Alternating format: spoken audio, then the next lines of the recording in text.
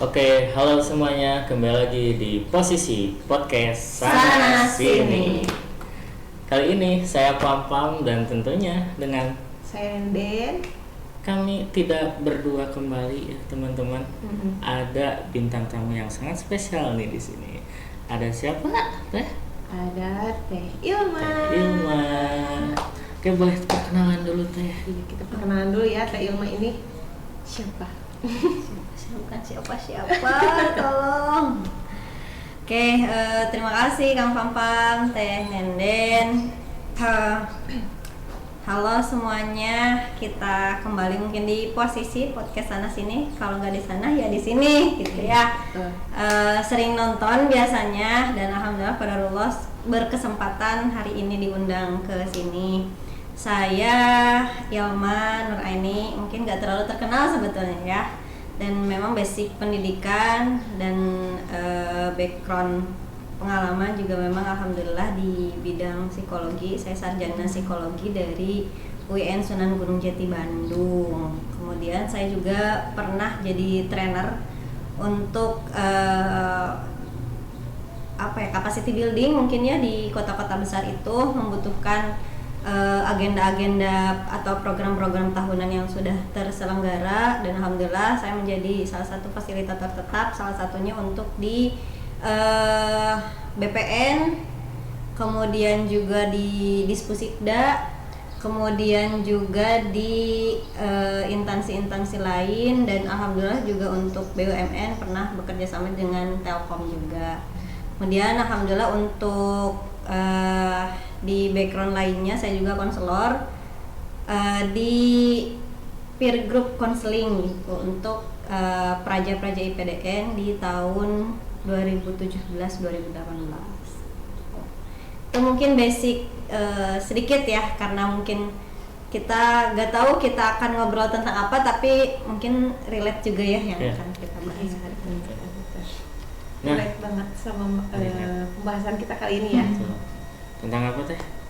Tentang apa? Tentang pergaulan. Ya, pergaulan remaja dan versus orang tua. Jadi remaja zaman now versus orang tua zaman old. Zaman old itu kan.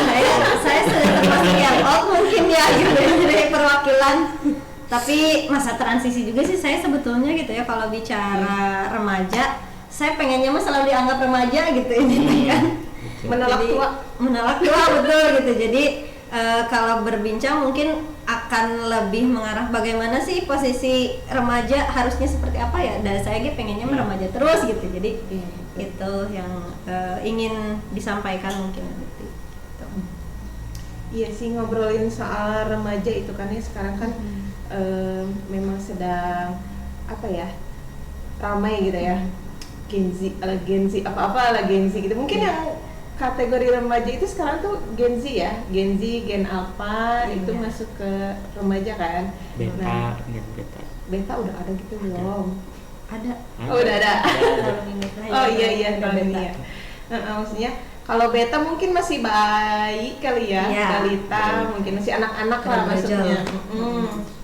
Kalau mungkin remaja itu kan biasanya banyak problem-problemnya nih, mulai mungkin dari pergaulan gitu kan. Kalau misalkan menurut Teh Ilma sendiri nih, pandangan Teh Ilma, pergaulan remaja zaman sekarang tuh kayak gimana sih Teh? Mungkin kalau saya bisa melihat gitu ya, dan menyimak sebagai seorang dewasa yang belum memiliki generasi gitu ya, belum regenerasi, belum punya anak ataupun belum punya pasangan, melihatnya remaja sekarang tuh sekompleks itu gitu, dengan segala fasilitasnya sebetulnya ya, tapi usia-usia mereka itu dibenturkan dengan banyak hal. Di sisi mereka harus memfilter hal-hal baik, tapi digoncangkan atau diberikan masukan-masukannya oleh hal-hal yang banyak dari luar gitu, dan itu sulit untuk memfilternya gitu. Sekompleks itu mereka untuk bisa bertahan sebetulnya gitu. Jadi ingin bisa tetap fighting dengan kepolosannya, mungkinnya remaja tuh kan transisi dari anak-anak ke dewasa gitu. Jadi masa transisi itu masa mencari jati diri gitu kan. Nah itu dengan gempuran-gempuran dunia saat ini, dunia yang global, dunia yang penuh dengan digital gitu. Nah filternya itu memang sangat-sangat kompleks bagi usia-usia remaja ini gitu. Nah untuk kan tadi sempat disinggung mengenai dunia digital, benar-benar banyak lah kita over informasi untuk pergaulan remaja zaman kini lah. Baiknya gimana sih cara remaja masa kini itu untuk menghadapi gempuran banyak informasi, untuk memfilterisasi itu? Kalau mungkin bicara gimana, mungkinnya harus gimana, sebetulnya ini tidak hanya harus diserahkan atau tidak hanya dititik beratkan pada remaja itu sendiri gitu, karena perkembangan atau proses hidup seseorang pasti didukung dan ditopang oleh berbagai unsur, berbagai pihak gitu. Nah salah satunya peran-peran dari lingkungan terdekatnya gitu. Lingkungan terdekatnya salah satunya adalah orang tua gitu. Nah bagaimana seorang remaja itu bisa fighting, bisa tetap bertahan dan memfilter gitu ya gempuran-gempuran, berbagai gempuran itu ya pastinya dengan dia bisa masuk di lingkungan terbaik gitu, dalam artian di sekolahnya sudah diarahkan oleh orang tuanya gitu. Oh nanti ketika masuk, walaupun sebetulnya kalau bicara di remaja gitu egosentrisnya kan mulai tinggi ya di usia-usia gitu, karena masanya memang masa mencari jati diri itu gitu. Mereka akan sulit untuk diarahkan, tapi ketika orang tua punya pakem tersendiri untuk memberikan arahan yang sesuai dengan kapasitasnya gitu, itu akan diterima dengan baik oleh remaja itu sendiri ya, oleh individu yang sedang berproses itu sendiri gitu. Jadi yang pasti harus saling berperan gitu, remajanya berperan untuk mau terus berproses, untuk mau berkembang, mau cari tahu. Dan sebetulnya ketika kita tahu sesuatu, kita akan bisa membedakan mana yang baik untuk kita dan mana yang nggak baik untuk kita gitu. Jadi harus saling sih sebetulnya di situ. Nah di situ juga kan pasti terjadi gap nih antara orang tua dan anak gitu. Pasti dibandingkan lah dengan zamannya dulu pas ayah kita atau ibu kita masih muda gitu, pergaulannya seperti itu, dan sekarang menghadapi anaknya yang pergaulannya jauh 180 derajat berbeda gitu. Nah Teh Ilma ini sendiri pernah mengalami nggak gap perbedaan seperti itu, dan apa yang dirasakan siapa? Risih apa gimana gitu? By experience mungkin ya, kalau ini kita berbicara by experience-nya gitu. Tentu ya, karena saya juga kalau bicara gap dengan orang tua, saya itu sekarang masih termasuk Gen Z nih ya, jadi Gen Z transisi gitu. Saya usia saat ini bertentangan keras dengan orang tua yang baby boomer jauh, karena orang tua saya itu udah pikirannya, kemudian pola hidupnya juga sudah tersetting dengan paradigma kolot gitu. Jadi nggak boleh pulang lebih dari maghrib, bisa dicolek kalau diculik kalau wewe kan itu nggak make sense gitu ya. Untuk kita kalau wewe apa gitu, kita satu nggak tahu yang bagaimana spesifik bentuknya, kalau wewe itu seperti apa gitu. Terus juga apa yang paling pentingnya apa, kan kaum seperti saya gitu, remaja ataupun dewasa saat ini gitu, sudah tidak lagi mengikuti hal-hal yang nggak make sense gitu. Nah saya ngalamin itu, apalagi nggak boleh istilahnya ini di pintu gitu katanya ya, duduk di pintu pamali di sinong terjodoh. Nah karena kan sebetulnya kalau memang belum takdirnya gitu ya, kalau belum takdirnya mau diam di pinggir pintu, mau diam di dalam rumah, mau di luar di ini sekalipun ya, kalau jodohnya belum datang ya nggak akan gitu. Nah itu teh ngehalangin jalan. Iya sebetulnya kan ngehalangin jalan, yang lebih make sense-nya ke sana kan gitu. Itu sih, jadi kolerasi yang nggak masuk di akal itu yang buat kita makin jauh nih timpang gitu antara pola pikir kita saat ini dengan orang tua kita gitu. Saya yang paling utamanya yang merasakan seperti itu gitu. Mitos-mitos ya gitu. Iya, mitologi yang udah kuno banget gitu lah kalau di pikiran kita mah gitu. Pernah tuh Teh, saya juga duduk di pintu cek mamah tanya ulah di dina lawang pantau cek bisa nonton jodoh terus kabeh teh jauh lain nonton jodoh hari abi dina pantau mah jatuhnya nyelap lain nonton deh nyelap betul tadi keluar ini nyelap ya mah. Balik lagi kan kalau orang tuanya ini kan nggak nerima ya candaan-candaan seperti itu, tapi di kita udah emang apa gitu ya ngelangin yang jelasnya mah gitu. Sama itu Cina ulah lalangiran pemali gitu ya, kayak tahu lalangiran? Oh nggak tahu ya lalangiran yang kayak misalkan kita posisi tengkurap terus kakinya tuh digoyang-goyang ke atas gitu loh. Ini lah kakinya. Jadi iya posisi padahal posisi nyamannya anak-anak gitu ya. Kayak gitu kan. Ulah ngira cina pamali cina bisi apa ya aku lupa lagi. Bisi mamahna mawat cina kalau nggak salah mah kayak gitu. Padahal kan apa hubungannya ya goyang-goyangin kaki gitu kan. Iya, jauh dari hal-hal yang make sense yang emang relate gitu ya. Fakta-fakta yang faktual gitu.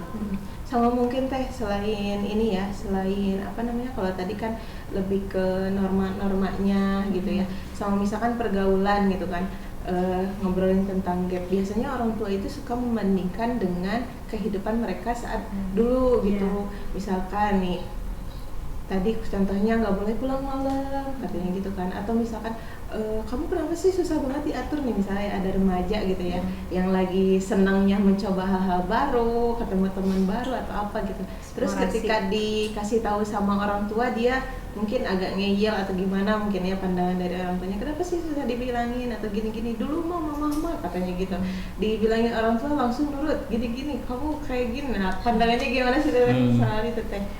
Kalau kita sebetulnya ya selaku anak itu untuk bisa sebetulnya bukan juga jadi durhaka, tapi bagaimana kita menempatkan diri gitu. Bagaimanapun tingginya ilmu kita gitu, sebisa mungkin tidak melebihi nada, tidak melebihi hal-hal yang mungkin orang tua merasa bahwa kita sok gitu, karena apapun ilmu yang kita miliki, kemudian juga kemampuan yang kita miliki ya dasarnya dari mereka gitu. Kalau dari saya gitu, ketika ada terjadi seperti itu pasti disampaikan dengan lembut dulu gitu. Bagaimana, kenapa saya udah mulai nggak nurut gitu? Karena sudah jauh kan gapnya, udah ketika ada nggak boleh ini nggak boleh itu, ketika kita melanggar toh nggak apa-apa gitu, ataupun ketika kita nurut ya juga nggak apa-apa gitu, nggak ada dampak yang signifikan yang kita rasakan gitu. Itu lebih ke bagaimana penyampaian yang masuk ke hati orang tua tanpa mencederai pola pikir mereka yang karena memang ini sudah dari karuhun gitu, warisan. Jadi pola pikirnya sudah diwariskan dari sebelum-sebelumnya. Jadi kalau yang namanya warisan kan mereka seolah-olah ada yang harus dijaga gitu. Nah, sebetulnya untuk tidak mencederai itu, tapi apa yang kita pahami saat ini masuk ke pikiran mereka gitu. Tapi nih teh, setuju nggak sih sama orang tua yang overprotective sama anaknya? Misal jangan pulang malam atau gimana, terus ketika ngelanggar main tangan atau gimana gitu. Sangat strict parent lah gitu. Oh iya, sekarang ini banget ya strict parent gitu. Banyak yang berseliweran juga ternyata di medsos, pengaruh strict parent gitu ya ke ininya.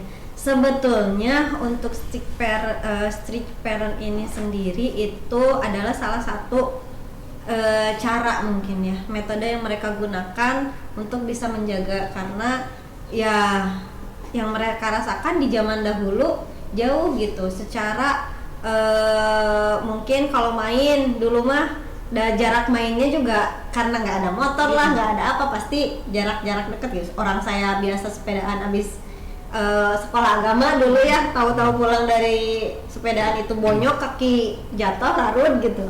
Nah itu kan menghindari hal seperti itu. Kitanya lebih ke apa yang ingin anak-anak terima dulu gitu.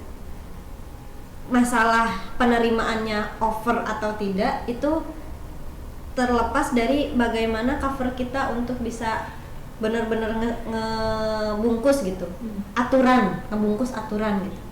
Oke, nggak boleh pulang malam misalnya. Tapi kok ini terus sama teman malam gitu, ada agenda atau apa. Nah, controlling sekarang kan lebih mudah sebetulnya gitu, dari medsos atau mungkin secara circle pertemanan. Kan orang tua sekarang mah gitu, kalau pola pikirnya ingin menjaga gitu, bukan harus dengan main tangan atau mengekang sepenuhnya gitu. Kita gabung aja dengan komunitasnya gitu, dengan circle-nya gitu. Kita kan juga bisa lebih dekat.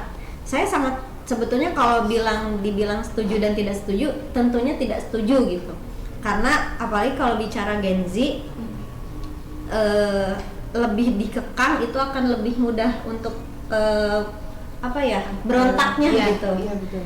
Sama saja kalau lihat remaja saat ini tuh kayak menggenggam pasir, terlalu dikekang malah dia nggak akan dapat banyak yang disampaikannya, buyar gitu ya. Pasir, beras gitu, semakin digenggam semakin luluh kan, semakin keluar gitu. Nah itu sama aja. Kalau anak-anak sekarang makin digenggam, makin cek paribasa juga jangan dicangcang gitu. Nah itu akan lebih parah gitu. Secara pengelolaan emosi, secara regulasi emosinya mereka tidak akan bisa tereksplor gitu. Padahal yang paling penting peran orang tua adalah memfasilitasi bagaimana anak-anak bisa meregulasi emosi dengan baik, bagaimana bisa jadi partner cerita yang baik, bagaimana bisa menjadi lingkungan paling utama anak itu, entah itu sakit hati atau seperti apa, terjadi apapun di teman-temannya ya ke orang tua gitu, yang paling awal mengetahui dan mengatasi itu gitu. Nah, berarti orang tua tuh bukan hanya sekadar menjadi pengawas ya, menjadi tempat untuk bercerita. Tapi kan ketika orang tuanya itu galak lah istilahnya nama, si anak kan jadi takut untuk bercerita, akhirnya dipendam lalu depresi sendiri kan gitu. Jadi bagaimana sih harus menyadarkan orang tua yang kayak gitu tuh? Kalau memberikan kesadaran mungkin harus balik lagi ke bagaimana dampak-dampak yang sudah terjadi gitu ya. Jadi orang tua juga harus diberikan pemahaman bahwa ketika si anak diberikan wadah yang sesuai dengan kebutuhannya gitu, maka dari itu mereka juga akan tahu, oh iya ya gitu. Misalnya kayak perbedaan antara tetangga nih, biasanya kalau ini dibanding-bandingin ya, kalau saya sering banget tuh si Anu udah jadi ini gitu. Tanpa harus itu, kita bisa melihat orang yang dibandingkan dan orang yang diberikan jalannya sendiri gitu, tanpa harus dibandingkan, ya udah didukung gitu. Secara regulasi emosinya, secara pengembangan potensi dirinya pasti akan berbeda juga. Nah ini harus apalagi sebetulnya kalau untuk orang tua kolot ya bingung sebetulnya sih ya gitu, jadi PR banget gitu. Jadi ya mau tidak mau harus bisa berdamai, dalam artian kita aja yang harus mulai menata gitu, apalagi kan sebetulnya sekarang mah banyak media-media yang memberikan informasi-informasi terkait parenting pun. Kalau kita tidak bisa mendapatnya dari orang tua secara langsung, ya kita coba benahi dari diri kita dulu, meskipun ya cara berdamainya salah satunya mungkin dengan itu gitu. Iya, kalau misalkan remaja itu kan biasanya mereka lagi senang-senangnya gaul sama teman-temannya gitu kan ya, baik di lingkungan sekolah atau di lingkungan sekitar rumahnya gitu kan. Sebenarnya sebagai orang tua nih ya Teh, kita itu dalam menyikapi pergaulan anak kita itu ya, khususnya remaja, harusnya gimana sih? Apakah kita bebasin aja lah udah gitu, atau misalkan kita tetap memberikan, misal tadi kan kalau ngekang nggak baik juga ya, kalau ngekang gitu kan, atau dikekang nggak baik, dilepasin gitu aja juga, nanti takut kebablasan apa gimana gitu kan ya. Dilepasin. Iya. Explore ya kan, karena anak zaman sekarang itu kan tadi kalau terlalu dikekang dia nanti berontak apa gimana gitu ya. Tapi kalau misalkan kita setengah-setengah, takutnya kurang nih si anaknya tuh feel-nya kurang dapet atau gimana. Tapi kalau misalkan kita bebasin aja lah sekal gimana anaknya gitu, harusnya kita tuh sebagai orang tua tuh gimana tuh teh, biar pergaulan anak remaja itu masih bisa terkontrol sama orang tuanya, masih bisa apa ya, dalam lingkungan yang aman gitu, enggak melakukan hal-hal yang buruk lah mungkin gitu. Jadi PR juga sebetulnya. Saya belum punya anak, kalau nggak sih ininya belum tahu. Karena gini yang aku rasain ya, kebetulan anak saya udah punya anak nih ya, walaupun belum remaja. Itu tuh gini, mau pakai gaya VOC sekarang. Yang pakai gaya VOC mau paksa. Ya, nggak mau gaya VOC katanya. Tidak boleh membentak anak, tidak boleh kasar kepada anak katanya gitu kan. Tapi kalau misalkan nggak kita pakai gaya VOC itu, kadang-kadang kalau kata bahasa Sundanya itu ngelayet, tahu ngelayet deh? Tahu apa ngelayet? Bahasa Indonesianya? Bahasa Indonesianya apa ya? Ngeyel mungkin ya. Iya, ketika misalkan kita coba pakai kata-kata yang baik, kata-kata yang lembut, si anak tuh malah kadang kayak ngeyel, kayak menyepelekan apa yang diucapkan oleh orang tuanya gitu. Tapi kalau misalkan kita pakai gaya yang terlalu keras mungkin ya, atau yang VOC tadi, takutnya trauma ke anak atau gimana. Sekarang tuh orang tua itu biasanya kayak gitu kan. Kayaknya kalau orang tua zaman old juga, kalau yang aware terhadap parenting masa kini mungkin akan mengalami hal seperti itu gitu. Gimana sih baiknya kita memberikan apa ya, kebebasan anak untuk bergaul gitu, remaja. Sebetulnya jadi PR-nya itu mungkin kalau yang belum nih ya, kalau mungkin teteh kan anaknya masih kecil, iya, ini untuk kecil. perencanaan ke depan gitu, lebih ke bagaimana value yang ingin diberikan ke anak gitu. Jadi kita dari sekarang harus sudah tahu dulu, mungkin kalau dari rumah tangga atau dari keluarga gitu, keluarga yang seperti apa yang ingin kita bentuknya gitu. Karena kan ketika mau membentuk gitu ya, bentuknya dulu yang harus kita, ya istilahnya mau desainnya dulu yang harus ke ini karikatur dalam kertas dulu gitu, baru dinaikkan di ini. Nah itu juga berlaku untuk anak gitu, anak yang seperti apa dulu yang mau dibentuk gitu. Kalau yang emang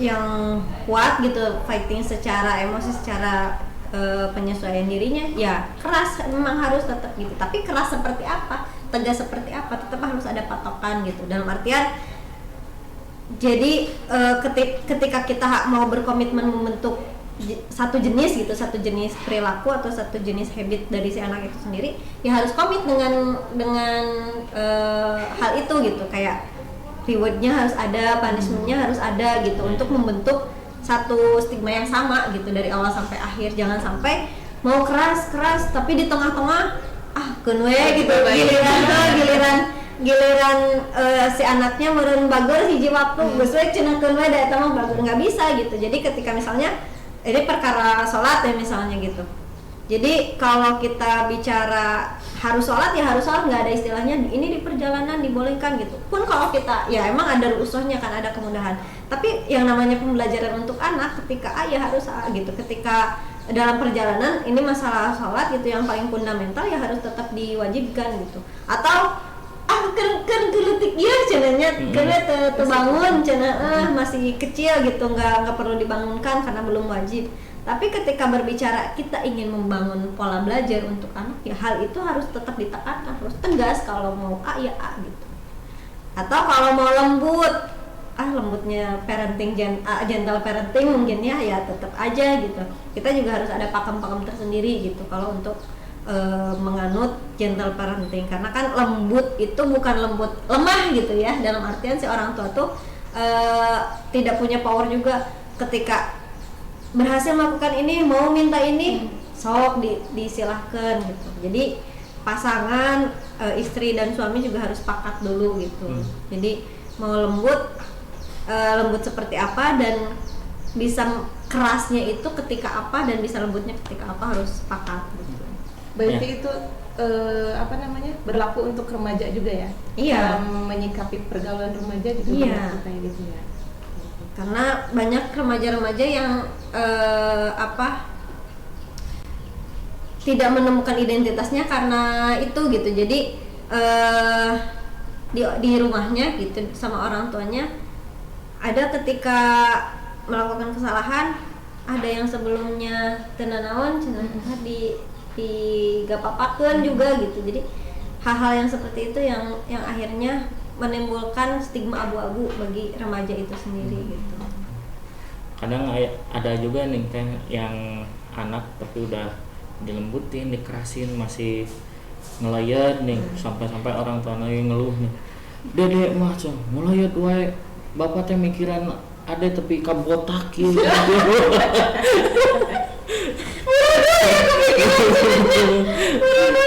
Kudu masih ngurusna aja. Bawa kabarak ya, bawa kabarak. Untuk ayah Kang Dedi, ayah namanya apa-apa bisa Kang Dedi gitu ya. Karena mungkin kadang kalau bicara pola yang belum kita temukan, bisa jadi kembali lagi ke orang tuanya. Orang tuanya yang belum mengerti gitu kalau dirinya itu sudah siap untuk segala segala hal yang terjadi dalam artian baik buruknya gitu. Nah, yang namanya orang tua sudah siap dari awal gitu ya, itu proses, bagian dari proses sebetulnya gitu. Ketika dikerasin nggak bisa, ketika dilembutin nggak bisa, ya harus berjalan tetap dua-duanya gitu. Jadi ada kesalahannya kita kasih punishment, ada hal yang baik dari dia kita kasih reward gitu. Dan itu bagian dari proses, mau istilah nggak jadi atau ente ya suatu hari someday kan kita ngarepnya itu bagian dia menyerap pelajaran gitu di setiap harinya. Nih teh ya, kalau misalkan apa sih namanya remaja itu ya, biasanya kan mereka ya sudah bergaul dengan teman-temannya itu udah nggak ditemenin lagi sama orang tuanya, pergi kemana-mana udah nggak ditemenin sama orang tuanya gitu. Nah di sisi lain kan orang tua tidak bisa terus mengantar anaknya untuk mengawasi gitu kan. Kalau mungkin kalau di rumah masih bisa terawasi oleh orang tuanya ya. Nah kalau misalkan untuk yang anaknya itu sedang berkegiatan di luar nih, bergaulnya sama siapa aja nih, apa aja yang mereka lakukan, itu sebagai orang tua pengawasannya harusnya seperti apa sih teh supaya anak itu bergaul di dalam jalannya gitu, jalan yang lurus lagi. Jalan lurus. Ya, ada jalan yang bukan jalan yang benar gitu ya. Sangat lurus. Sangat lurus. Rel kereta itu. Ya hanya tidak menyimpang lah gitu. Nah, kalau bicara remaja balik lagi ya, kita juga harus mau adaptasi gitu sebagai orang tua, ya mau nggak mau kita harus terjun ke circle-nya gitu, dalam artian ketika orang tua punya remaja, punya teenager banget gitu dah, mau tidak mau kita harus bisa di posisi itu, dalam artian santena WA, IG, karena itu kita harus bisa pakai juga, karena anak-anak sudah terjun di dalamnya, remaja kita harus dalam pengawasan dalam ranah itu gitu. Jadi mau tidak mau kita juga akan bisa melihat, tapi misalnya ketika kita sudah bisa berbaur, setidaknya kan kita punya patokan, tapi saya mah percaya gitu. Nah kepercayaan ini juga harus yang dimunculkan oleh orang tua kepada remaja itu sendiri, karena kalau dari awal belum sudah di trust issue gitu, bisi anu, nah mereka malah akan melakukan apa yang menjadi trust issue di mereka gitu. Tapi ketika orang tuanya sudah bisa memberikan kepercayaan, bisa secara pikiran juga positif gitu, itu insya Allah anak-anak itu akan membangun sendiri konformitasnya gitu. Konformitas itu pergaulan teman sebaya, jadi akan membentuk sendiri, emang bagusnya saya itu dengan yang mana gitu, karena akan tebang pilihnya lebih jelas nantinya gitu, bahwa yang dibutuhkan oleh dia yang mana. Karena dalam pencarian jati diri ini dia akan secara sendirinya, mungkin ketika orang tuanya terbuka, ketika orang tuanya memberikan kepercayaan gitu, dia akan sharing juga gitu, nantinya apa-apa yang terjadi di luar akan dibawa dari rumah, dan apa yang dibawa dari rumah ketika privasi itu dia akan tutup, dan ketika itu bisa jadi pembelajaran buat teman-teman malah akan dia share ke teman-temannya. Nah, ada satu hal yang menarik nih teh, kalau ngurus anak itu beda gender, beda perlakuan, ya nggak sih? Kalau misalkan cowok nih yang saya rasain, mau pulang jam berapapun yuk lah gitu. Bebas diabur aja. Kalau cewek kan nggak, paling mentok jam 10 udah di rumah gitu kan. Nah itu tuh satu pola yang baik nggak sih kayak gitu? Dibilang baik mungkin karena memang perempuan mau sampai seperti apa juga memang terbatas gitu, dalam artian ketika perempuan terjadi sesuatu, naudzubillah ya, ada hal yang tidak diinginkan pasti ada bekasnya untuk perempuan. Tapi kalau laki-laki mau berbohong gitu, sudah terjadi sesuatu tapi tidak diketahui, tidak akan kelihatan bekasnya gitu. Ya sampai naudzubillah terjadi misalnya, terus sampai berbekas, sampai ada kejadian gitu. Yang akan malu orang tuanya, yang akan terkena sanksi norma sosial orang tuanya gitu, sanksi sosial.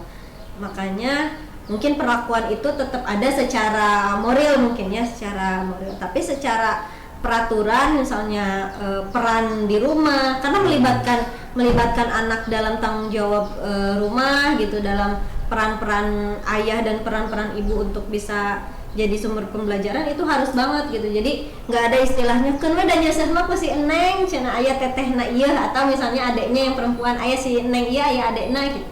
Kan ku kumaha mah ku adena jeung gue ama cenah misalna amang cenahnya, atau ama cenah kerja kelompok gitu. Nah, itu tidak bisa kalau untuk pola yang seperti itu. Karena yang namanya peran dan tanggung jawab mau laki-laki mau perempuan di rumah itu harus didasari dari pemikiran-pemikiran yang sama gitu. Jadi nggak ada istilahnya masak itu sama teteh atau adek gitu, yang perempuan terus juga main kerja kelompok atau lain sebagainya hanya laki-laki gitu, anak laki-laki nggak bisa gitu. Jadi yang munculnya akhirnya sekarang patriarki. Nah, jadi itu memang lahir dari pola asuh yang seperti itu gitu, yang membeda-bedakan. Iya, membeda-bedakan gender jadi patokan gitu. Karena sih, nah tuh karena dari kecilnya sudah dibiasakan bahwa melakukan ini mah sama laki-laki, melakukan hal yang lain sama perempuan nggak bisa gitu. Untuk aturan itu mah sama semuanya. Sama ya. Kalau untuk tugas di rumah. Betul. Ya. Tugas-tugas pokok lah gitu, yang tanggung jawab di rumah mah. Nah, tadi kan kuncinya antara orang tua dengan anak itu ya, khususnya remaja itu katanya kan harus ada keterbukaan. Orang tua bisa jadi teman untuk anaknya. Ada sih, iya, supaya bisa komunikasi dengan baik gitu teh. Ada nggak sih tipsnya teh supaya orang tua itu bisa jadi teman yang baik dengan anaknya gitu? Betul, atau mungkin ketika orang tuanya itu seperti tadi rada galak gitu ya, si anak jadi tertutup misalkan gitu. Nah, ada nggak tipsnya supaya anak itu muncul keberanian supaya dia mau ngobrol sama orang tuanya gitu, supaya mereka bisa saling cerita gitu kan, saling terbuka gitu. Jika melihat pada situasi, mungkin kalau konteksnya adalah remaja yang memiliki keluarga lengkap dalam artian ayah, ibu, kakak, adik ataupun siapapun yang ada di rumah, itu harus ada satu yang bisa dijadikan tameng untuk dia pulang gitu. Sekeras-kerasnya bapak ada ibu yang lembut, atau sekeras-kerasnya ibu ada bapak yang memberikan solusi. Tidak harus lembut juga mungkin kalau bapak, karena memang harus ada menjaga wibawa gitu ya, kepala keluarga. Tapi ada satu sisi di mana bapak harus bisa tetap masuk ke hati anaknya, apalagi perempuan gitu ya. Secara perempuan itu love language-nya harus semuanya terpenuhi, tangki cintanya itu harus dipenuhi dari ayahnya. Nah, ini ketika tidak bisa mendapatkan dari ayahnya, ya harus gitu. Entah misalnya yang tidak punya sosok ayah di rumah, yaitu omnya, kakak sepupunya atau kakaknya gitu. Pihak laki-laki harus bisa memenuhi itu. Kemudian untuk laki-laki, kalau ada sosok laki-laki di rumah, ketika dia tidak bisa terbuka kepada ibunya, ya ayah harus bisa jadi tempat terbaik untuk bercerita. Setidaknya strongnya ayah itu harus sedikit melembut dengan situasi tertentu gitu. Atau misalnya di rumah ibunya keras, tapi harus ada tantenya kah atau siapa yang lebih lembut daripada ibunya itu. Tetap harus ada yang dijadikan tempat pulang sih sebetulnya gitu. Tapi itu ngaruh ke psikologis anak ya. Kalau misalkan orang tuanya pas kecil dia strict parent banget gitu, kasar dan lain sebagainya. Akhirnya ketika dewasa ia susah mau ngobrol, bahkan selembut ibunya pun bakalan susah buat memulai, mah tadi aku bla bla bla bla loh gitu. Itu harus kayak gimana gitu buat orang-orang yang seperti itu teh? Apakah ke teman dulu kah atau gimana? Buat remajanya itu. Yang sedang mengalami di fase tersebut. Kalau remaja mah kalau sudah terbentuk gitu ya, karena kalau sudah terbentuk itu biasanya jadi PR juga, karena orang tua mah remaja yang kalau sudah kebentuk dirinya itu menutup sisi-sisi dalam dirinya, karena sudah terjadi mungkin trust issue itu yang akhirnya menutup nurani gitu ya. Tapi memang balik lagi, yang namanya remaja itu sedang mencari identitas dirinya. Nah, ini tidak lepas dari lingkungan kedua, dalam artian mungkin sahabat, teman.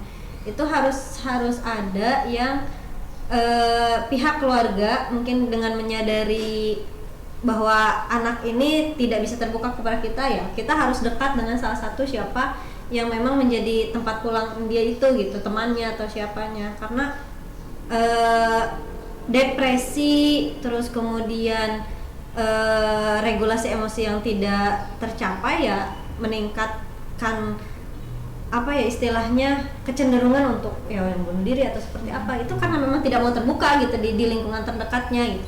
Jadi depresi terjadi bukan karena dia tidak mampu meregulasi emosi, tapi batasnya dia sudah tidak bisa dicerna gitu. Dalam artian ketika kalau sewadah mah bisa ditampung sama teteh mah misalnya, karena teteh mah dari orang tua, lingkungan bisa mendukung gitu, tapi untuk orang lain tidak berlaku karena lingkungannya sudah orang tuanya sudah jelas tidak mendukung, lingkungannya juga tidak memberikan wadah gitu, tidak memberikan tempat gitu. Ini harus dicari plan lainnya gitu, atau side plan dari hati yang harus tetap dipenuhi gitu. Berarti kalau orang yang anak remaja yang khususnya ya, yang kalau misalkan udah tertutup kayak gitu tuh mereka nggak bisa dong berusaha mengutarakan isi hatinya sendiri gitu. Berarti tetap harus ada dari faktor luar gitu, baik itu mungkin dari temennya atau gurunya atau siapa yang memang aware melihat anak ini, si anak ini kayaknya tipe-tipe yang tertutup deh, kayaknya tipe-tipe yang nggak suka cerita deh gitu, kayaknya harus kita rangkul atau gimana gitu kan. Berarti emang tidak bisa muncul dari dirinya sendiri, harus tetap ada dari tarikan orang luar dulu gitu atau gimana? Tentunya sebetulnya ada kecenderungan ketika misalnya di keluarganya ya, dia mah kelihatan nih dari kecilnya banyak main gitu sama lingkungan, sama apa, aman-aman aja gitu, tapi di beranjaknya waktu kadang kan mungkin kita ada traumatik tertentu yang kita mah tidak sadar itu gitu ya. Nah itu seiring berjalannya waktu kita akan melihat tidak bisa terbuka atau tidak bisa memberikan apa yang dia rasakan gitu ke lingkungannya, ya mau tidak mau harus. Makanya kalau di lingkungan sekolah gitu, BK, guru kelas dan orang tua itu harus berperan, karena memang menghindari hal-hal yang ya tidak bisa dia luapkan di rumah gitu. Harus tetap balik lagi harus ada peran pihak ketiga gitu, pihak lain gitu. Jadi bingung ya curhatnya kemana, atau ke mamah dede apa? Curhat dong ya gitu. Bisa sekarang mah mamah dede jadi konsultan gitu ya. Ada Mama Aisyah Dahlan di Banjar ada psikiater nggak sih yang kayak gitu? Di Banjar psikiater ada. Ada. Banjar itu sudah punya fasilitas psikiater ya. Kalau psikiater, kalau psikolog belum official. Mungkin kalau secara orang ada, cuma mungkin secara official psikolognya belum ada ininya sendiri gitu. Kalau di rumah sakit Banjar itu sudah ada psikiater khusus kejiwaan gitu. Jadi nanti bisa dirujuk dari paskes pertama gitu. Udah ada. Ya jadi jangan ragu untuk mau share hal apapun yang sedang dirasakan gitu ya. jangan sampai dipendam sendiri lah kalau bisa gitu. Mau curhat di sini juga boleh. Jadi Ilma curhat boleh ini Ilma curhat bisa ya nextnya gitu. Jadi kita siap jadi pendengar yang baik gitu ya. Dengerin ya dulu. Udah kadang kalau ada masalah bukan mau dikasih solusi, sebenarnya mau didengerin aja juga udah selesai gitu. Ini untuk beberapa tipikal orang mah. Betul. Remaja. Oke. Menarik ya. Menarik sekali ya. Kompleks soalnya ya kalau remaja tuh gitu, bicara Itu. remaja, apalagi pernah ngalamin juga sebetulnya ya turun naiknya gitu. Jadi dinamika remaja. Oh ini teh satu lagi kan saya belum menikah dan punya anak ya. Mungkin bisa kasih tipsnya dari Teh Ilma atau Teh Nenden nih. Ketika sudah menikah, apa sih yang harus kita persiapkan sebelum mempunyai anak gitu? Karena saya tipe yang udah nikah nggak mau dulu punya anak karena biaya nambah, terus belum lagi persiapan mental, psikologis dan lain sebagainya. Apa sih yang harus kita persiapkan itu? Yang harus kita persiapkan yang pastinya siap dalam artian mental. Kesiapan mental, kesiapan fisik, kesiapan finansial. Karena mental atau fisikal ini berdampak pada ketika orang sudah memilih dan menentukan untuk menikah, maka dia akan siap dengan segala sesuatu konsekuensinya gitu. Mau bahagia siap, tentu siapa yang nikah ya. Kalau nikah bahagia pasti memang udah keinginannya gitu. Siap untuk bahagia siap gitu. Terus siap untuk terluka ataupun siap untuk mendapatkan kesulitan-kesulitan dalam pernikahan. Karena kan yang pasti nikah itu tidak hanya hal-hal enaknya aja gitu, hal-hal baiknya gitu. Pasti ada rintangannya, ada dari kanan kiri lah gitu ya, rintangan-rintangan itu. Kemudian fisik. Makanya kenapa ada aturan, mungkin sekarang ada pembaharuan ya, di usia tertentu baru perempuan boleh menikah, karena ini berkaitan erat dengan kesiapan biologisnya gitu ya. Banyak sebetulnya ya secara biologis yang harus disiapkannya. Kemudian finansial. Kenapa dalam finansial harus disiapkan sematang itu gitu? Karena sekarang mah mau beli cabe buat ini harus pakai uang. Apalagi persiapan untuk sekolah anak tahun ini dan tahun besok pasti akan berbeda gitu ya. Jadi mau tidak mau ketika dalam artian tidak punya tabungan banyak atau tidak punya privilege orang tua yang mengcover juga gitu ya istilahnya, tapi kita sudah persiapan, setidaknya kita tahu saya akan dapat pendapatan dari sini.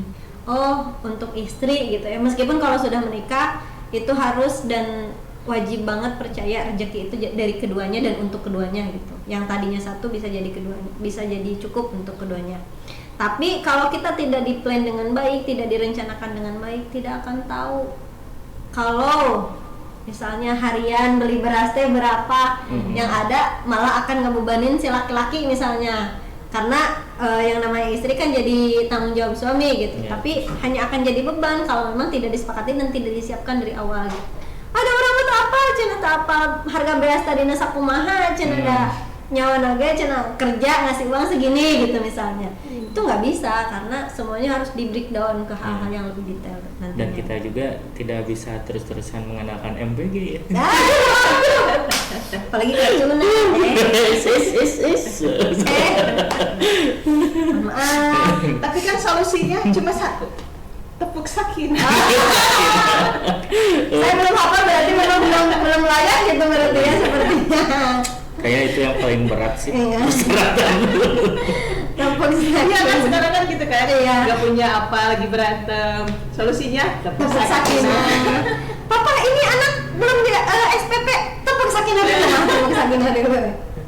Tapi itu emang wajib tepuk sakinah buat nikah. Kenapa? Sebetulnya lebih ke preventif mungkin ya. Jadi untuk memahami bahwa dalam konteks pernikahan itu seperti apa gitu, tanggung jawab, saling menghormati, itu dituangkannya dalam tepuk gitu. Tapi aku lihat yang ada tuh beberapa video mereka baru selesai akad disuruh tepuk sakinah di itu sebetulnya nggak wajib, cuma tren atau gimana? Nggak wajib, cuma jadi untuk pengingat lah gitu, remindering dari amil ya, biasanya dari amil tuh ya reminderingnya di situ. Tapi sebetulnya itu karena FOMO, jadi karena dari satu tempat menyelenggarakan hal itu gitu, jadi ada rangkaiannya dimasukkan. Sebetulnya kalaupun tidak ya tidak apa-apa ya. Karena memang itu bukan persyaratan yang gimana ya, itu mah salah satu trik dari KUA gitu kan, supaya mengedukasi masyarakat gitu, keluarga yang sakinah tuh kayak gini loh, gitu isinya tuh kayak gini loh. Tidak ikut ya. Jadi reminderingnya dari situ gitu, masuknya sense of-nya. Kirain wajib gitu. Nggak kebayang gitu kalau misalkan wajib gitu. Japri Nicole nikahan tepuk sakinah. Oke, menarik sekali pembahasannya teh. Ada lagi yang ingin ditanyakan Teh Nena? Mungkin kalau aku lebih ke pesan aja teh, kata-kata hari ini. Quote of the day gitu ya. Kata-kata hari ini untuk para untuk pergaulan remaja gitu kan. Boleh buat remajanya atau untuk orang tuanya. Oke. Untuk remaja, jadilah diri sendiri tanpa mau tahu bagaimana diri ini berdiri gitu. Dalam artian dia berproses aja, nikmati prosesnya gitu, tanpa aku harus jadi ini gitu. Perfeksionis untuk mau mencapai harus jadi ini. Ikuti dulu alurnya aja. Untuk orang tua, ketika berkomitmen punya anak, melahirkan, dan harus juga komitmen dengan segala sesuatu konsekuensi bagaimana berperan jadi orang tua yang baik. Proses belajar seumur hidup soalnya kalau jadi orang tua. Iya, malah kaget pas punya anak, lah kok gini? Lah kok gini? Kamu anak siapa? Oke ya, terima kasih Nek Ilma telah hadir di podcast kita ya. Iya betul. Luar biasa sekali. Ilmunya banyak ya yang bisa kita ambil. Kayaknya ini paling daging deh. Daging. Asal jangan ditambahin depannya Haji daging. Haji daging. Kan bukan menjual daging. Iya. Ya apakah relate candaan kita dengan semoga tidak. Suka makan daging gitu. Oke, terima kasih semuanya yang telah menonton. Jangan lupa like, comment, dan subscribe. Komen juga barangkali nih ada rekomendasi undang siapa nih selanjutnya, boleh tulis di komen. Dan sampai jumpa di episode selanjutnya. Dadah.